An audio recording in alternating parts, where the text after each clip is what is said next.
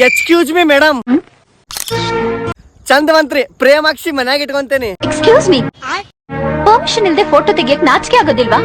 ನಾಚಿಕೆ ಏನೋ ಆಕೇತ್ರಿ, ಆದ್ರ ನಮ್ಮ ಅವನ್ ಕಡೆ ಪರ್ಮಿಷನ್ ತಗೊಂಬಂದೇನಿ. ಲೇ ಬೋಸುಡಿಕೆ,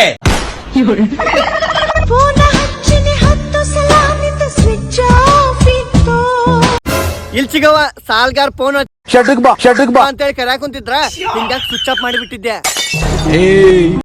ಓ ನಮಸ್ಕಾರ ಬಡ್ಡಿ ಬಸಣ್ಣ.